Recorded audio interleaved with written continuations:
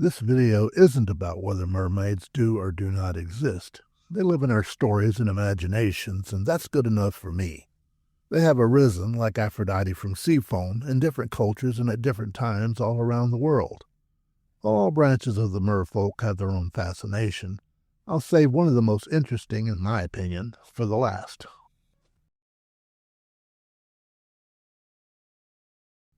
The Merrow is the mermaid species native to the waters around Ireland and Scotland. The name comes from the Gaelic moor, meaning sea, and oi, usually translated in this context as maid. One Irish account of their origin of the Merrow is that St. Patrick chased some pagan women who refused to convert out of Ireland, and they went to live in the sea instead. With all due respect, I think this is about as likely as the story that he chased the snakes out of Ireland. Like the Selkies or Seal Maidens, the Merrow have probably been around a lot longer than St. Patrick. Another thing the Merrow have in common with the Selkies is the ability to move between the sea and the land. With the Selkies, it's their seal skin, which they can take off like a piece of clothing. With the Merrow, it's a magic red cap. As the Selkie cannot return to the sea without her seal skin, neither can the Merrow return to the sea without her magic cap. This is an important point in Merrow lore for reasons I'll get to in a moment. The female Merrow were reputed to be extremely lovely. There were also male Merrow, but no one seemed to care. Not even the female Merrow, apparently, given the fact that they often fell in love with human males, usually fishermen. By reputation, male Merrow were a beastly sort, not good-looking and fairly stupid.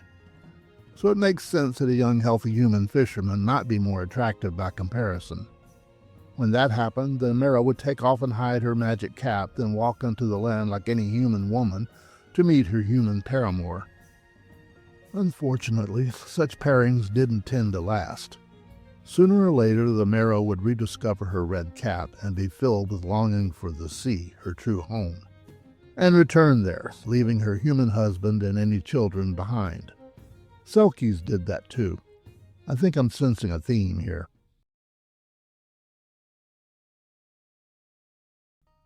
The Nixie is a type of mermaid native to Germany. Technically, she shouldn't be called a mermaid because she lives in freshwater rivers and lakes, not the sea. She's more in the mold of a naiad, the Greek nymphs who preferred lakes and streams. Also, technically, I don't care, and neither should you. The fluidity of their folklore and nature, pun intended, means the difference between a mermaid and a water nymph is a distinction without a real difference. Now that we're clear on that, let's continue.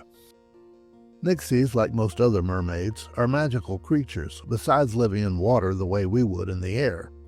They could cast curses and bring luck or misfortune depending on their mood.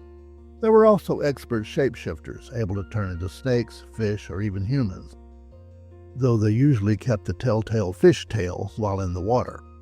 According to one of the Grimm brothers, you could tell a Nixie in human form either by a small slit in their ear or the fact that the hem of her dress was always wet.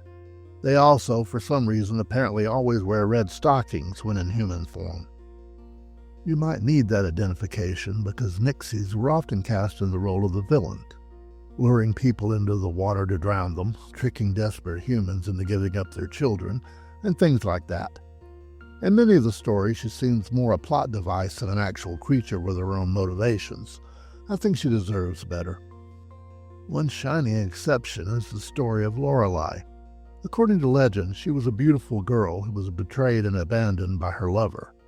That was bad enough, but with him out of the way, the other young men of the town were soon flocking around her, drawn in by her loveliness. The local bishop considered this a problem. So, did he bring the young men in for a stern lecture on their inappropriate behavior? Of course not. He sentenced Lorelei to life in a convent. There, problem solved. Yet on her way to her prison, nunnery, she begged the guards to let her see her beloved Rhine River one last time. They consented, and she walked to a high cliff overlooking the river and immediately jumped off.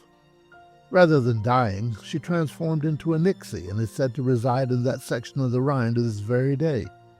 If she ever got the chance to drown that meddling bishop, the story doesn't say.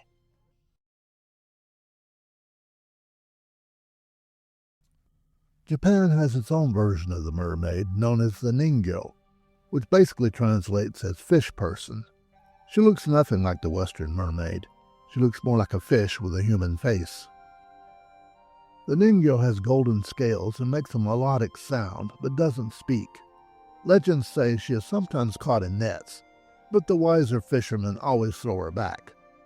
The reason given is that to do otherwise brings bad luck. Some might risk it because the flesh of the Ningyo is said to be both delicious and have a special virtue. Anyone who eats it becomes practically immortal. If you're familiar with the manga series by Rumiko Takahashi called Mermaid Saga, you'll realize that it's based on this legend. Sometimes a Ningyo carcass would wash up on shore, in which case it was a clear warning of calamity. Either a bloody war or a natural disaster was on its way. It was never good news, but at least this way there was a warning.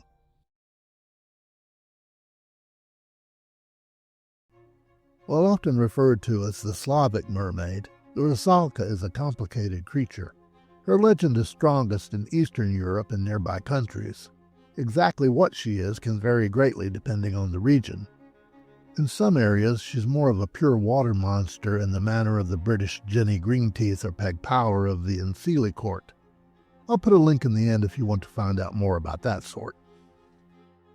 Getting back to the rusalka, by most accounts she is a beautiful and alluring water nymph, sometimes portrayed with a conventional mermaid-like tail, sometimes with two legs like a normal human. Her hair is long and flowing like a river and can be fair, black, or greenish to deep green. In whatever form she appears, she's equally dangerous. The rusalka is also known as the water maiden, she from the water, the bather, and the tickler. I'll explain that last one a little later on. The rusalka legend precedes Christianity. Apparently in pagan times they were once considered purely nature spirits and could be helpful if properly respected, similar to the Greek nymphs. It was believed that, in the spring, they would emerge from their river and lake homes to drip water onto the land and fields to encourage new growth. By the 19th century, however, their essential nature underwent a more sinister transformation. By that time, rusalki were believed to be the spirits of young women who, either because of unrequited love or a lover's betrayal, had chosen to end their pain in the water's embrace. Having your existence violently and involuntarily ended by another person would also do the trick, especially if it happened near water. Even something as simple as passing away before you were baptized might do the job. Such passings were considered unclean passings, and in any such circumstances a rusalka would likely be born. There was only one way to undo this once it had happened. If the person who betrayed, abandoned, or ignored the poor girl was brought to justice, whatever that meant under the circumstances, then the rusalka would be no more, and the unfortunate spirit would be free. If this didn't happen, however, then the rusalka would seek her own justice. Again, if she did manage to do what the authorities did not, she would also be free. If neither of those things happened, however, or the guilty party managed to leave the world before she could get her pound of flesh, so to speak, she was stuck. She would be a rusalka forever, trapped between the spirit and mortal worlds and never quite belonging to either. But she would never stop seeking justice, and if she couldn't get it from a particular man, she would get it from all men. Nor, by extension, was any mortal safe, but men in particular were most vulnerable. That was for the obvious reason that, with her ethereal beauty, it was easier to entice men into the water. And if her looks didn't work, she also had her song. Like that of the sirens, a rusalka's song was mesmerizing. It had a haunting, melancholy quality that was hard to resist. Not unlike the rusalki themselves, whose beauty was always tinged with sadness. Once the rusalka had her victim in the water, she would entangle his feet in her long hair and pull him under, or she would tickle him until he couldn't catch his breath above or below the water, and so pass that way, which is why she was also called the tickler.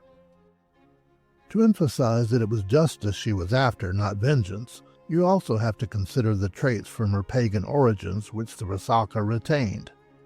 Aside from being a danger, she was also considered a protector of the water and the woodlands surrounding her river or lake. Someone who caught too many fish, or cut down her trees, or a farmer whose runoff was polluting her water, would be singled out for her wrath regardless of their gender. While it was not possible to appease a Rusalka completely, it was possible to mollify her somewhat with offerings of bread, salt, and flowers left beside the water. If done with the proper attitude of respect, there was at least a chance she'd leave you alone. No guarantees, though.